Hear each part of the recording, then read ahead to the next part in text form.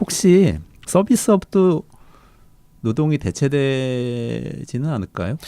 사실 서비스업도 네.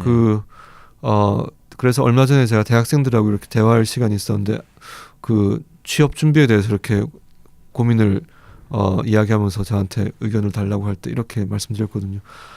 적어도 서너 개의 직업을 가질 생각을 하고 너무 한 가지에 올인하지 말고 여러 가지를 내가 재밌는 거, 내가 즐기면서 할 수 있는 일들을 여러 가지 스킬을 지금부터 익혀놓는 게 좋을 것 같다고 말씀드렸고요. 그래서 아마도 기본소득이 좀 받쳐주고요. 지금 어젠다 2050의 지금 세 가지 핵심 주제 하나인 데이터 소유권의 개인 귀속 문제, 이것을 통해서 오프라인 세상이 온라인 세상으로 옮겨가면서 개인이 이제 내 정체성이 이제는 온라인에서 비트로 표현되는 세상이 오기 때문에 어떻게 보면 온라인 세상에서 내 실체인데, 내가 만들어 놓은 개인 정보들이 내 실체인데, 이거를 기업 DB에 온전하게 무료 서비스 이용 약관에 동의하면서 소유권 자체가 기업에 가 있거든요. 그렇죠. 네. 근데 내 어떻게 보면 내 인격이 거기 가 있다고 해도 과언이 아닐 네. 거라고도 보는데, 그래서 천부인권 선언을 하면서 인권이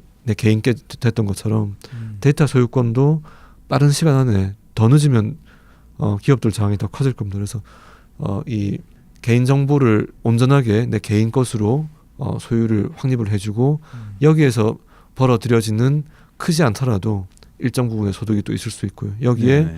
내가 서비스 업종에서 내가 요가에 취미가 있어서 요가 강사를 하든, 인문학에 그 어떤 조예가 있어서 철학 강의를 하든, 또는 네일 아티스트 공부를 해서 네일 그 샵에서 일을 하든, 이런 여러 가지 일을 동시에 할 수 있으면서 다양하고 또 시간적 여유가 있고 소득에 있어서 아주 뭐 과거에 제조업 일자리나 이 고급 서비스 업종에서 변호사 회계사 하면서 막 몇억 원씩 연봉을 받는 이런 거는 되지 않더라도 충분히 이 여유 있게 살 수 있는 그런 소득을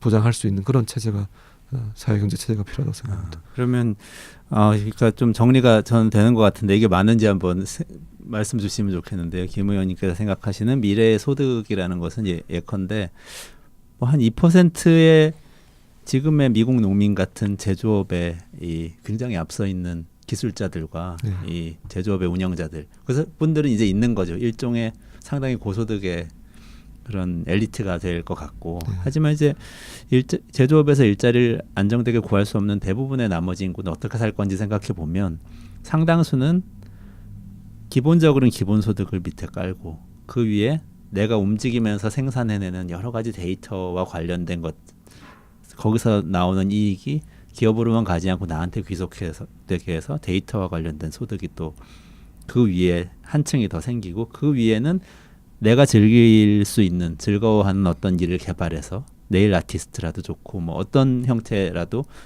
특히 서비스에 해당되는 어떤 것들을 계속해서 혁신하고 개발해서 다른 사람들한테 제공하면서 소득을 얻고, 그러면서 동시에 좀 가치와 보람을 얻으면서 살아가는 사람들이 상당수인 사회. 네. 이렇게 지금 말씀을 하시는 것 같은 느낌인데. 네. 그렇습니까? 그런데 그것만으로는 아마 안정적인 소득 확보가 다 안 될 가능성이 높다고 봅니다. 네. 그래서 이제 여러 개의 이 소득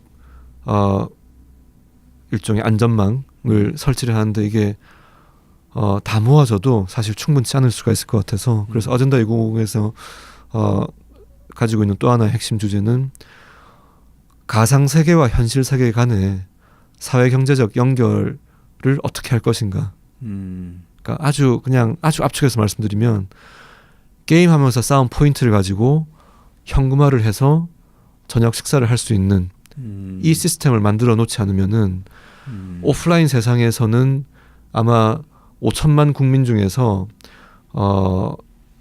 이제 은퇴 연령도 더 이제 80세 이상으로 높아진 시대가 곧 오겠지만, 이 경제 활동 인구가 그러니까 이런 서비스가 그래서 다양화, 그러니까 아주 전에 듣도 보도 못하는 새로운 서비스가 나와서 사람들이 그거를 이용해보고 이런 게 되더라도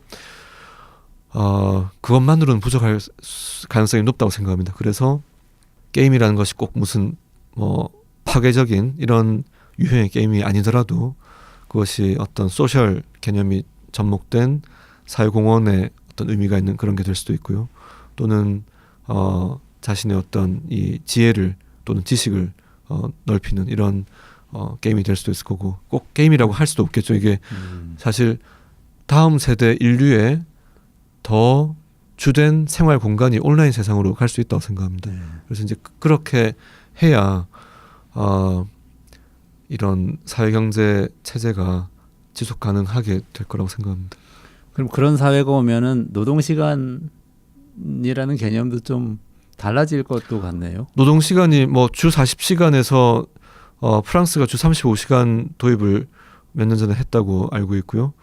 아마 주 30시간, 주 20시간으로 계속해서 줄어들 것 같습니다. 그렇군요. 예. 그거 이외에는 뭐 가상 세계든 현실 세계든 여러 가지 활동을 이제 나름대로 하면서 지내면서 예. 각자 그것으로부터 소득도 좀 얻지만 포인트를 얻기도 하고 이러면서 살 거라는 그런 말씀이신 것 같아요. 그래서 그 자아 실현을 더 이상 이 그 칼뱅 종교개혁 때 했던 이런 그것이 내 소명으로서 내 직업을 가지고 있는 이런 시대가 거의 단일 직업을 평생 가지는 시대가 이미 깨지기 시작했고요. 네. 아마 그래서 새로운 시대에 적응할 준비를 우리가 다 같이 해야 될 때가 아닌가 생각합니다. 그렇군요.